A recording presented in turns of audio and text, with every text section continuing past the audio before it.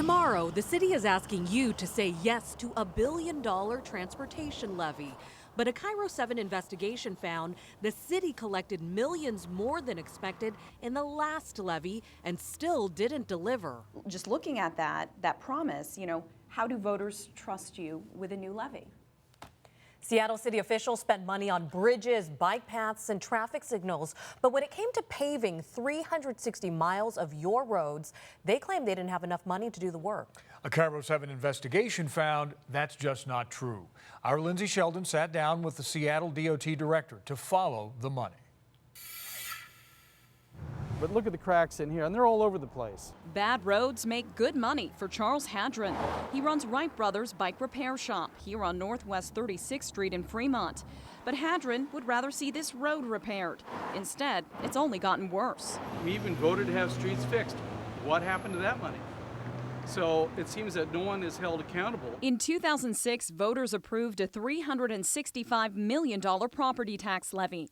It was part of a $544 million program called Bridging the Gap. The rest of the money came from a commercial parking tax and something called an employee hours tax, or EHT, which was repealed in 2010. With this money, the Seattle Department of Transportation committed to a list of projects. It promised to repave 360 miles of roads, including this stretch of 36th. But it didn't.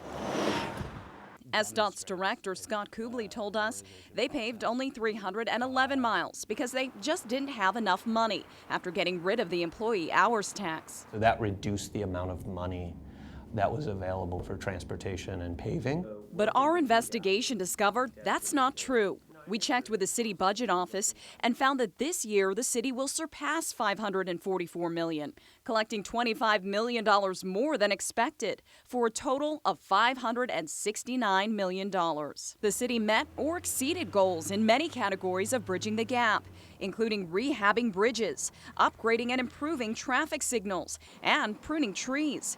It also invested in bike lanes and bike parking spaces. But we're dealing in a world where we have finite resources and a lot of needs. A week after our interview with Kubley, SDOT confirmed that money was not an issue. It prioritized other projects over paving all the miles it promised you. And even the way the city is counting repaved miles can be confusing. 227 miles were repaved, but SDOT also includes 70 miles pieced together from patchwork repairs like potholes. Then it includes 14 miles from various projects, some that weren't originally listed as part of Bridging the Gap. Add it all up, that's 311 miles.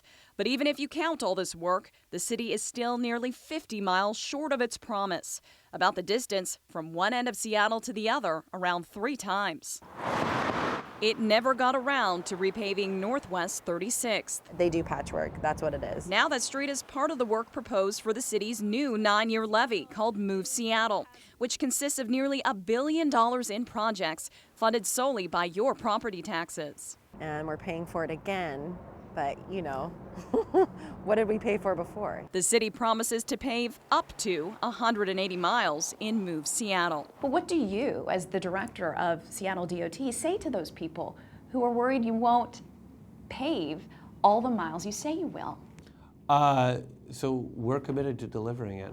I think it's important that we meet our goals. Now, maybe one of the most telling things is the overall condition of roads in Seattle. Any commuter knows many are in rough shape, a fact reflected in the city's own data. Take a look here. Before the levy, about 70% of our roads were in fair or better condition. By Seattle's latest numbers, 64% are fair or better now. Lindsay Sheldon.